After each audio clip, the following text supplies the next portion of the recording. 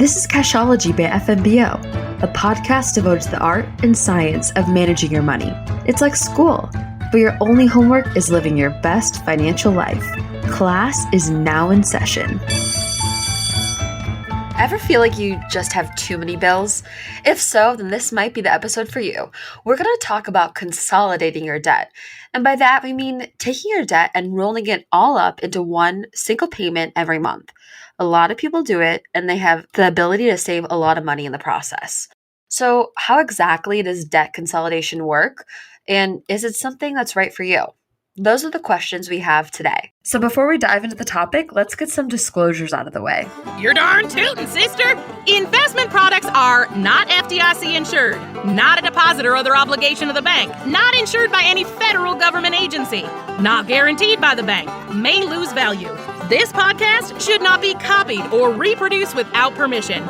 Information and statements within this podcast are subject to change without notice. The Cashology podcast is for informational purposes only and is not intended to constitute investment advice or recommendations. First National Bank of Omaha does not make any representation or warranty as to the accuracy or completeness of any information or statements within this podcast. When making decisions about your financial situation, consult a financial professional for advice. Podcasts are not regularly updated and information may become outdated. Deposit products are offered by First National Bank of Omaha, member FDIC, equal housing lender.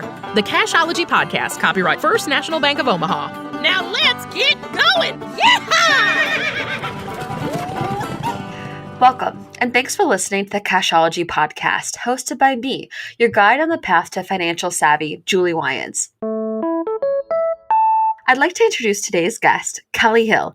He's a senior personal banker at one of our branches at FMBO and an expert at consolidating debt for our customers. Hi, Kelley, and welcome. Hi, thank you. How's it going? Going well. I'm eager to learn more from you because this topic is so important today, especially with rising credit card debt growing within the nation. And it's something that if we don't get our debt under control could really spiral into something that's unmanageable or seemingly unmanageable. Absolutely. And I think consolidating your debt is something where it's taking ownership of what has been done in the past and making a plan for the future. There's nothing to be ashamed about. I think everyone at some point in their life has had some sort of debt. And hopefully today's podcast helps some of our listeners. Definitely. I mean, it's definitely something that everyone has and something that everyone can use as well. So let's jump into it for maybe people who are unfamiliar with the topic of debt consolidation exactly. How would you define that for our listeners? So debt consolidation is taking any sort of debt and rolling it into one loan or one package, if you will, just to make it an easier payment, maybe a lower interest rate, just something that's a little more manageable for the person. Okay, so this is taking things like the furniture credit card that I have that has a 20.99% APR, my bank credit card that has a 12.99% APR, and maybe my student loans that has a 6% APR, and like putting them into one type of loan. Absolutely. Yeah. That I would just pay off. Right. Okay. Yeah. So whether it's, any of those examples there, or maybe you have a car, or maybe you have, like you said, credit cards, student loans, those are all good examples. And just getting it into a lower interest rate, something that can help you manage money and save more money over time is always a plus. Yeah. I love credit cards. I think it's fun to get the perks of them, the rewards. Oh, yeah. And I end up spending a little bit on a few of them, right? And one of my biggest fears is that I'll forget about one and I'll have a $50 balance that I just don't pay. And all of a sudden I see a hit to my credit score. So I do kind of love the idea if, I didn't want to manage that many accounts, that many logins, to really put it into one. So I could definitely see the positives of doing this just from a simplification of what I need to manage too. Well, yeah, and that's always a good thing. Especially with credit card, getting them into one. You can have a credit card that might have a 0% interest on a balance transfer, something along those lines. Mm-hmm. So if you can take one credit card from another company and roll it into another one, and just have that all in one area, that helps a lot. There's some perks behind that too with cash back and such. So.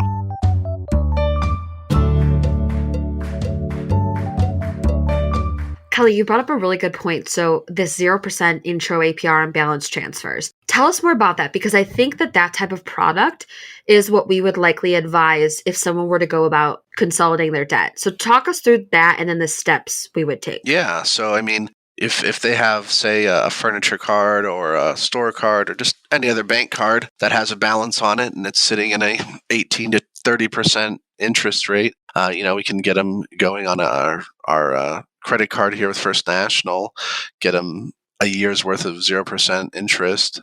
Basically, what we do is we have it at 80% of their total balance and transfer it into the card. And it's, 0% interest payments for 12 months. And that definitely helps knock out principal there. So that makes sense. And I think there are specific customers and people who this makes the most sense for. And I think what we would advise is for anyone that has an account with a high APR, probably in, the late teens, early 20s of an APR, especially those credit cards, consolidating those, making sure that you get ahead of those payments.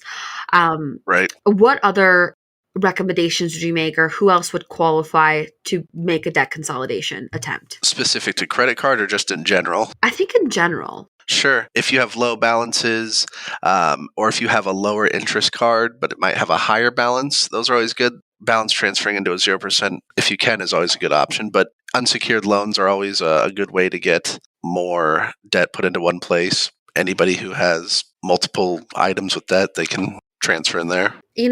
Kelley, we've talked in a couple of episodes about credit score and creditworthiness, building up your score. And I think that this does impact whether or not someone can go about this strategy, because if someone's listening and they have a low credit score, we would likely not recommend applying for another loan, right?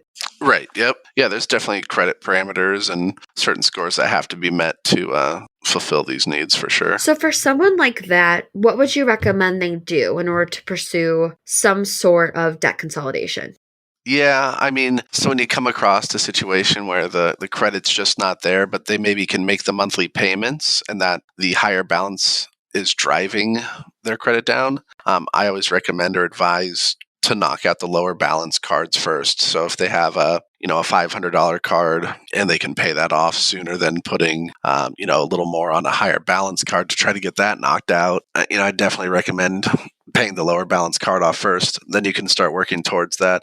As those cards are paid off, your credit's going to improve. So that's a way to start. And it might just be a little bit more time that we have to wait before we can get into something where we're taking multiple loans and putting them into one. So that makes a lot of sense. I know there's a lot of theories around which debt to pay first. Sometimes the lower balance, sometimes the lower interest rate. But I think I follow your mindset, this especially when trying to close or stop using certain cards or accounts. You obviously want to pay off your student loans. So when you're trying to get to that $0 on something, paying off the lowest balance and really feeling, like you checked that off, that it's done, would be so satisfying.